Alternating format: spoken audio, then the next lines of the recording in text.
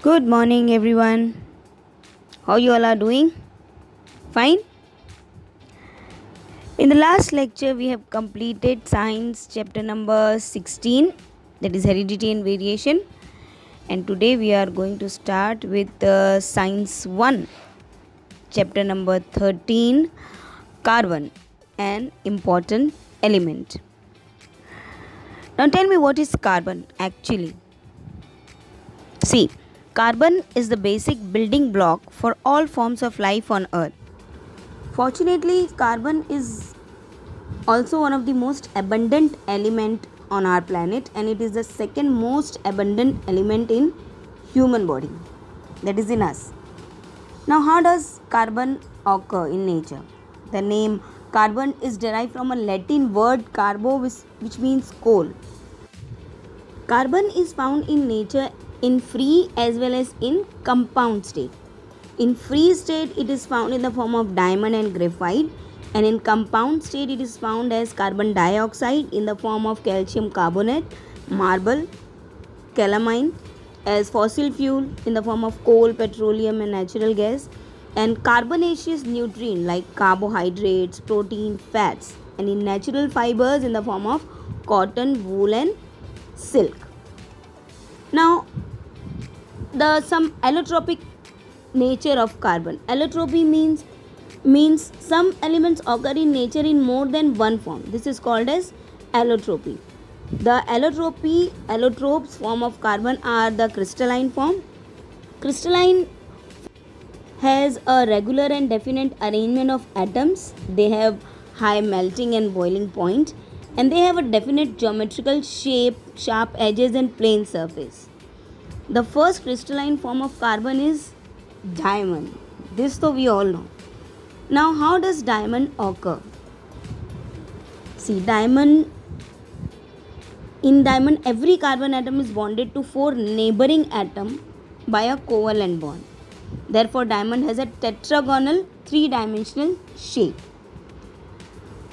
What are the properties of diamond? See, it is brilliant, and pure diamond is the hardest natural substance in nature. Its density is 3.5 gram per centimeter cube. The melting point of diamond is 3500 degrees C. Diamond does not dissolve in any solvent. Acids and bases have no effect on diamond, and diamond is a bad conductor of electricity. The second crystalline form is graphite. You can see it has a very low hardness and it breaks easily. Now, what are the properties of graphite? See, graphite is found in natural state in Russia, New Zealand, America, and India also. What is the structure of graphite? Every carbon atom in graphite is bonded to 3 other carbon atoms in such a way that they form a hexagonal layered structure. A graphite crystal is made up of many sheets of layer of carbon atoms. These layers slips over each other by applying pressure. What are the properties of graphite? Graphite is found in nature in a black color. It is soft, brittle, and slippery.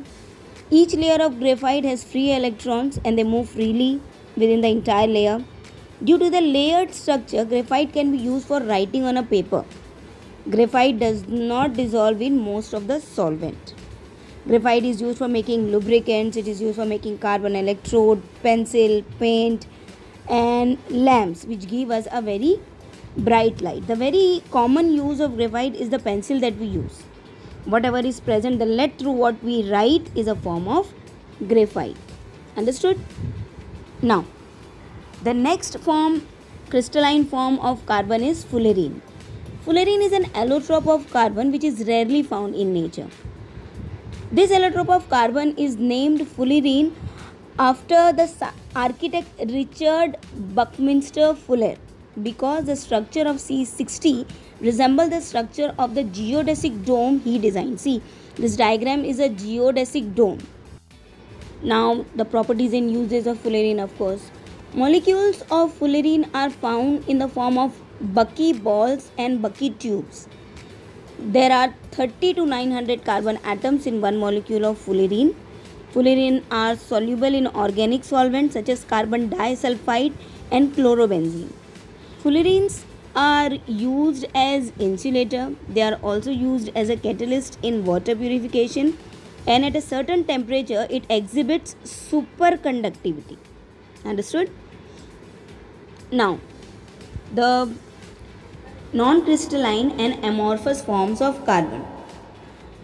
The arrangement of carbon atom in this form is not regular. Coal, charcoal, coke are the non-crystalline form of carbon. Coal is a type of fossil fuel and it contains hydrogen and oxygen. It contains nitrogen, phosphorus and sulfur also in a solid state. It is of four types. Peat, which is formed in the first step in the formation of coal. Then lignite is transformed from the peat, and bituminous coal was formed on the third step. Now anthracite is known as a pure form of coal, and this coal is hard and it contains about 95% of carbon. Now the second form is charcoal. The charcoal that is made from animal is made from their bones or horns. On the other hand, the charcoal made from the plant is formed by the combustion of wood in an insufficient supply of air. What are the uses of coal?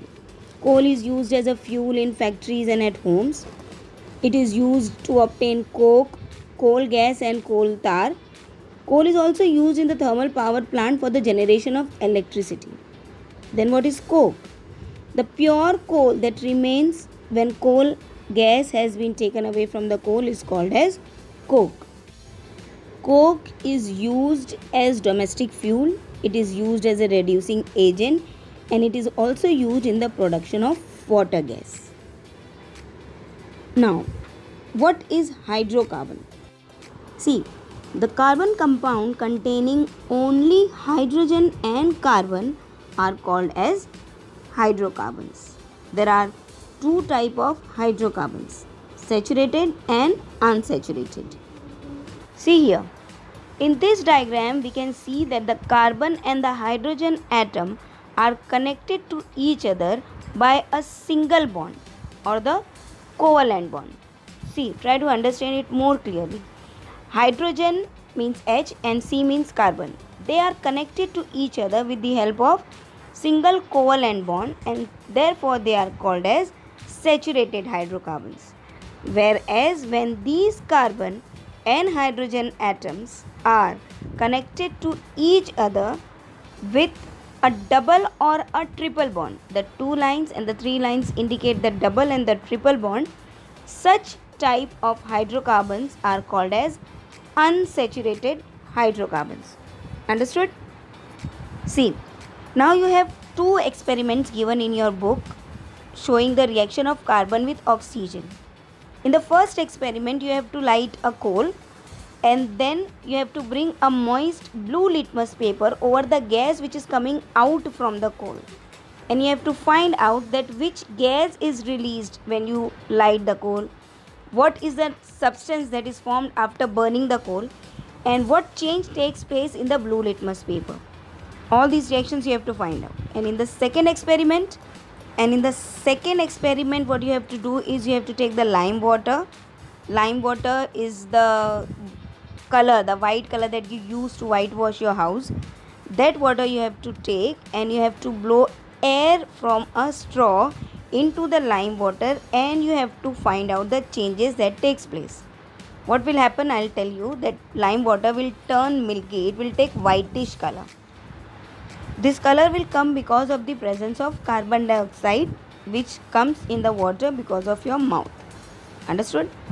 Now next are the uses of carbon dioxide. Carbon dioxide is used to make aerated drink, thumbs up, Sprite, etc. Solid carbon dioxide are used in cold storage to keep the milk and milk product and the frozen substances cool during the transport. The CO2 obtained by chemical reaction are kept under pressure and is used in fire extinguisher. Liquid carbon dioxide is used to remove caffeine from coffee and it is also used as a solvent in the modern eco-friendly dry cleaning. Plants also use carbon dioxide from the air for the purpose of photosynthesis. And after using that CO2, what do they release? Of course, they release oxygen which we use for respiration. Now here we have a biogas plant. Now listen carefully. Animal dung, dry leaves, wet garbage get decomposed by anaerobic microbes in the biogas plant. And this produces a gas called as methane gas. This gas is also called as biogas.